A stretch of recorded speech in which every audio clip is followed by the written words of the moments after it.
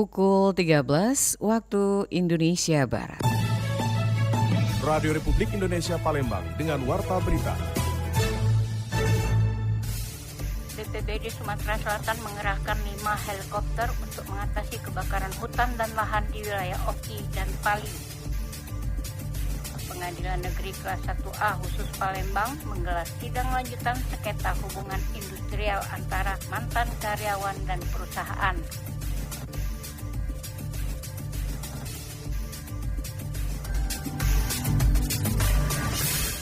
Itulah diantara informasi akan kita hadirkan siang hari ini dari Jumat tanggal 8 November 2024 yang berhasil dihimpun oleh tim redaksi RRI Palembang. Bersama Senadiar juga rekan Suni, inilah Warta Berita selengkapnya.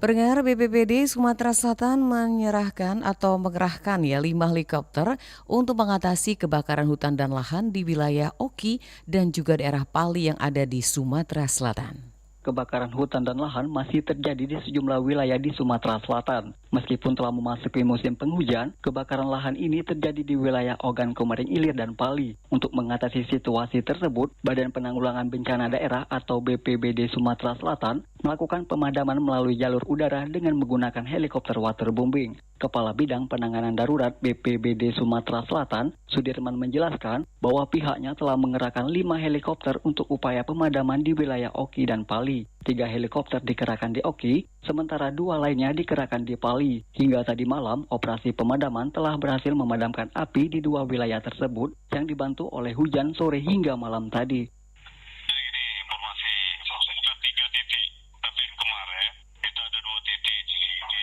Kabupaten Oki dan di Kabupaten Pali. Tapi itu kondisinya itu sudah padam, malam sudah padam. Tapi dengan dimaksimalkan, kita maksimalkan di situ di lokasi itu 3 di Oki, 2 di Pali, Kabupaten Pali. Jadi kita ada heli sudah ready, ada 5 unit heli yang ready dan siap untuk memadamkan. Nah saat ini posisi yang terbakar kemarin sudah padam, dibantu dengan hujan juga. Nah pagi ini kita laksanakan patroli bersama, patroli udara bersama, dan mengecek daerah yang terbakar kemarin apakah masih terbakar ataukah sudah padam. Ditambahkan Sudirman, kebakaran kedua kabupaten tersebut sudah teratasi. Namun upaya pemadaman masih terus dilakukan untuk memastikan bahwa tidak ada lagi titik api yang tersisa. Ditambahkan Sudirman, pagi ini pihaknya akan melakukan patroli bersama untuk mengecek kondisi ke lokasi yang terbakar kemarin. Patroli ini bertujuan untuk memastikan bahwa api benar-benar sudah padam dan tidak ada lagi titik panas yang berpotensi menyebabkan kebakaran kembali di kawasan tersebut. Dari Palembang, Sumatera Selatan, Muhammad Irfan terus mengudara untuk Indonesia. Kita beralih ke informasi berikutnya. Pendengar, Pengadilan Negeri Kelas 1A khusus Palembang menggelar sidang lanjutan sengketa hubungan industrial antara mantan karyawan dan juga pihak perusahaan. Berikut laporan Lamsihar. Pengadilan Negeri Kelas 1A khusus Palembang menggelar sidang lanjutan sengketa hubungan industrial antara mantan karyawan dan perusahaan. Belum lama ini dalam sidang kali ini agenda utama adalah mendengarkan keterangan saksi yang diajukan untuk pihak tergugat. Tergugat menghadirkan 2 saksi, yakni HR, spesialis perusahaan, dan mantan karyawan. HR, spesialis perusahaan, memberikan keterangan bahwa penggugat dipecat karena melanggar kode etik perusahaan.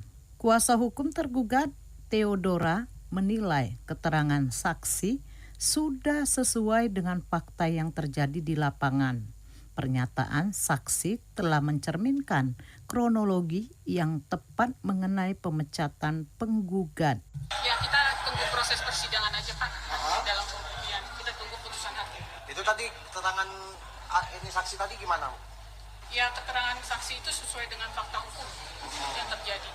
Sementara pihak penggugat melalui kuasa hukumnya, Rosalina, berpendapat saksi yang memberikan keterangan seharusnya tidak dapat dihadirkan karena dia adalah pihak yang menandatangani surat pemecatan penggugat. Sebenarnya satu orang saksi itu adalah HR di PT Apex dan bisa jadi saksi karena dia pasti memihak karena dia tergugat langsung, dia yang menandatangani, berarti dia mempunyai kehendak di dalam surat itu. Apa yang diinginkannya di dalam surat itu dia pasti terbawa sebagai saksi di dalam persidangan. Sidang tersebut akan dilanjutkan 2 pekan mendatang dengan agenda mendengarkan keterangan ahli yang akan diajukan oleh pihak tergugat. Lamsi Harsilitonga melaporkan. Pendengar, Ikatan Dokter Indonesia Sumatera Selatan mengingatkan ancaman DBD memasuki musim penghujan. Ikatan Dokter Indonesia di Kota Palembang kembali menyoroti potensi penyakit demam berdarah memasuki musim penghujan di Sumatera Selatan, khususnya Kota Palembang. Hal tersebut diungkapkan Ketua Ikatan Dokter Indonesia di Kota Palembang, Dr. Zulkar Ali. Menurutnya sampai sejauh ini kasus demam berdarah masih terbilang tinggi. Selain kasus ISPA pasca kebakaran hutan dan lahan, kasus demam berdarah yang sudah memasuki musim penghujan sangat berpotensi menimbulkan korban jiwa. Bahkan dikatakan Zulkar Ali, penyakit demam berdarah dapat menyerang satu kampung atau suatu wilayah dengan jangkauan luas. Berdarah juga masih tetap ada sampai sekarang. Itu yang harus diwaspadai kalau kita mau perhatian antara demam berdarah dan ISPA, tentu kita harus lebih perhatian ke demam berdarah begitu ya. Karena demam berdarah itu bisa tiba-tiba dia satu kampung dia kena gitu ya, kalau tidak bisa segera diatasi. Sedangkan untuk penyakit-penyakit yang lain saya kira standar saja, tidak ada. Zulkar Ali berharap sebelum kasus demam berdarah terus meningkat tajam, semua pihak khususnya pemerintah daerah dapat melakukan antisipasi agar tidak menimbulkan korban jiwa. Dari Palembang, Sumatera Selatan, Aditya melaporkan.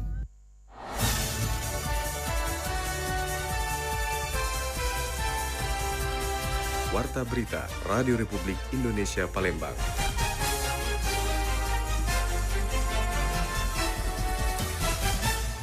Pendengar, Dinas Kesehatan Provinsi Sumatera Selatan menemukan 5.243 kasus demam berdarah dengue di wilayah Sumatera Selatan periode Januari hingga November 2024. Kabid Pencegahan dan Pengendalian Penyakit P2P Dinkes Sumsel Ira Primadesa membenarkan saat mengatakan bahwa jumlah kasus DBD di Sumatera Selatan sudah mencapai 5.243 kasus.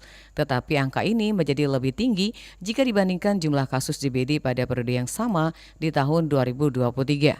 Ira mengatakan kasus DBD ini lebih banyak muncul pada musim hujan dan saat curah hujan semakin tinggi karena banyak genangan air yang mempercepat berkembangnya nyamuk Aedes aegypti penyebab DBD.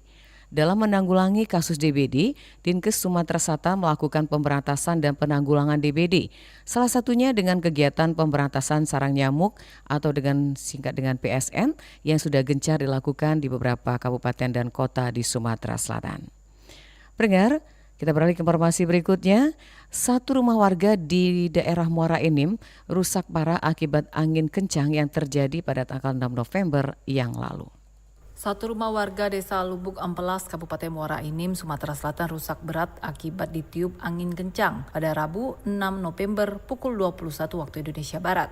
Kepala Seksi Rehabilitasi dan Rekonstruksi Badan Penanggulangan Bencana BPBD Muara Enim, Masuri mengatakan curah hujan tinggi disertai angin kencang menyebabkan satu rumah warga rusak berat hingga nyaris rata dengan tanah. Rumah panggung semi permanen tersebut milik Erwan Effendi, warga desa Lubuk Ampelas, Kecamatan Muara Enim, Kabupaten Muara Enim, yang rusak pada bagian atap, dapur, dan kamar mandi. Peristiwa itu juga membuat Guntur Saputra, anak Herman, mengalami luka di bagian kepala setelah tertimpa reruntuhan atap rumah. Terkait dengan musibah tersebut, pihaknya telah menerjunkan personil dari BPBD Muara Enim ke lokasi bencana guna mengevakuasi korban.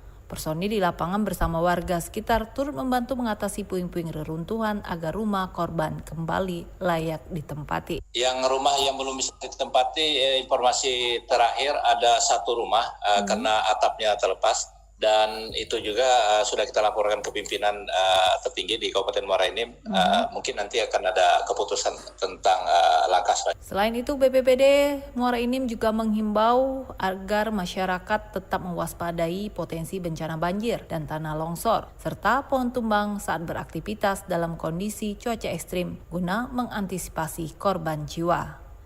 RRI Palembang, Nova Ariana melaporkan, terus mengudara untuk Indonesia.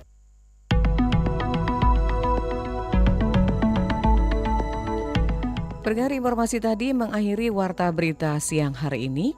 Informasi lain dapat Anda akses melalui website kami rri.co.id.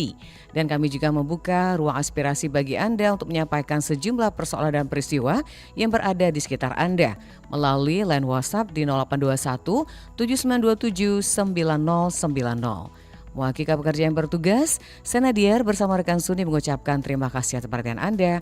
Selamat siang dan sampai jumpa.